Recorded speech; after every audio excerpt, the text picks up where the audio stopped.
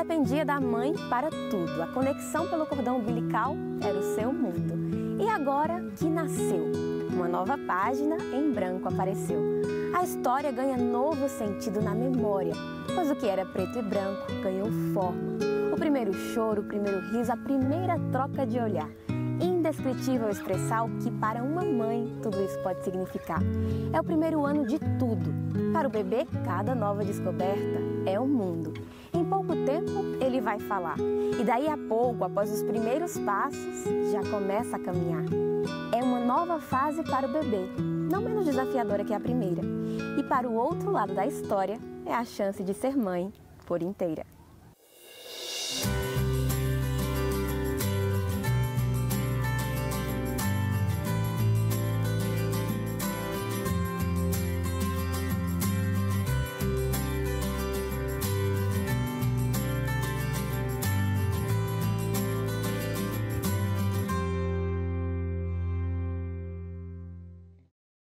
Após gerar o filho, junto ao seu primeiro suspiro, vem o primeiro choro e a primeira declaração de que não. Não é porque saiu da barriga que agora ele é menos dependente. Com o corte do cordão umbilical, na verdade, agora o tamanho da responsabilidade só aumenta. O nascimento muda o termo. A mãe deixa de ser uma provedora e se torna, em essência, a primeira educadora desse pequeno ser. O sonho da maternidade, para mim, na verdade, é muito grande desde que eu sou muito pequenininha. Eu sempre sonhei em ser mãe, eu sempre sonhei muito mais em ser mãe do que em casar. Só pensa na parte linda, descobri que eu tô grávida, minha gravidez vai ser maravilhosa, depois que o bebê nascer vai ser tudo lindo, eu vou voltar a ficar bonita rápido, eu não vou passar a noite sem dormir, vai ser tudo lindo. Mas quando o bebê aparece, não é bem assim, né? É a coisa mais exaustiva que eu já fiz na minha vida. Ter um filho pela primeira vez é um sentimento maravilhoso, mas também é um pouco assustador ao mesmo tempo. Muitos pais não sabem o que fazer, o que é correto, como falar, como tratar essa criança, como cuidar dela, com o que alimentar, como alimentar, se dá uma mamadeira ou se dá o peito, junta todas essas emoções. Mães precisam muito da leitura e precisam ser professoras para os seus maridos, de como, por exemplo, segurar o bebê. Tem homens que não têm noção alguma de como segurar a criança.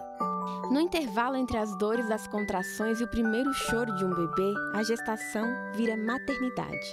É a dor que se passa pelo outro. É o sentimento de dar à luz, de trazer uma nova vida, que junto com a própria vida só ganha mais significado. A primeira vez que eu vi o Vinícius, que eu escutei a voz dele lá na maternidade, imediatamente eu comecei a sentir na hora um amor que a gente não sentia antes. A gente acha que já ama na barriga. A gente ama já, né? Você já cuida, já se prepara para a chegada dele. Mas o dia que você vê, quando você olha, você fala, eu que fiz. Você fica assim, ó, impressionada. Como é... Eu acho que é um gostinho só daquilo que é o amor de Deus pela gente, sabe? Maia nasceu um bebê pequeno. Ela não era prematura, mas ela era pequena porque ela teve restrições de crescimento. Então ela foi um bebê de 1,8 kg. Era para ser um bebê de UTI, mas como a médica avaliou tudo e viu que ela nasceu com 2 quilos, na verdade.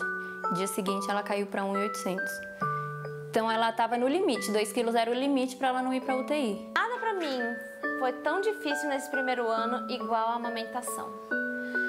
Para muitas mulheres dói pouco, é mais natural ou não dói, mas para mim foi extremamente difícil. O melhor alimento para o bebê é o leite materno.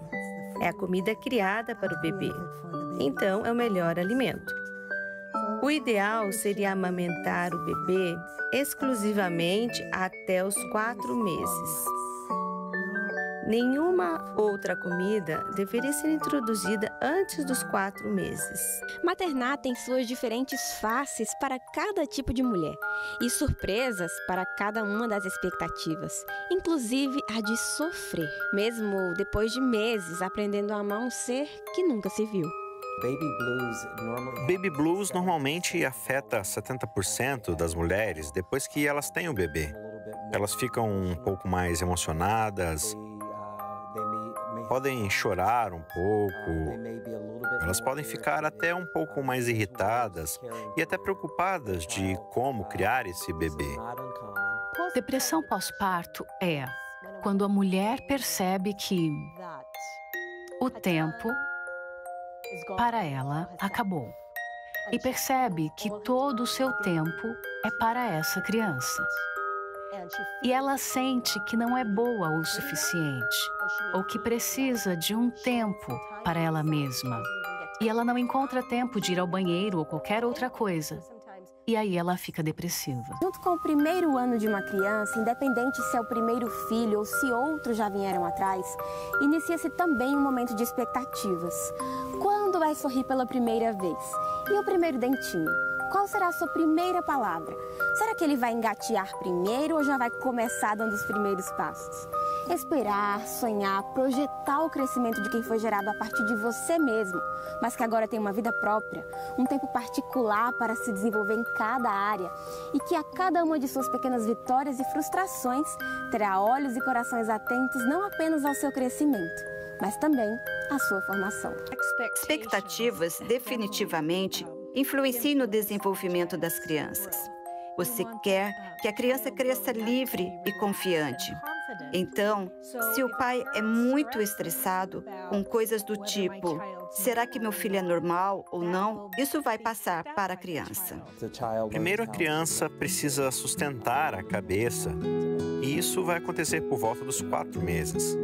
Depois, ela vai aprender a rolar. Só depois disso vai estar preparado para se erguer e se sentar. Mas falando de andar mesmo, a criança normalmente deve dar os seus primeiros passos entre os 12 e 14 meses e, a partir dos 16 meses, começar mesmo a caminhar. Mães que podem ser diferentes, mas que a partir do primeiro chorinho tornam-se igualmente mães.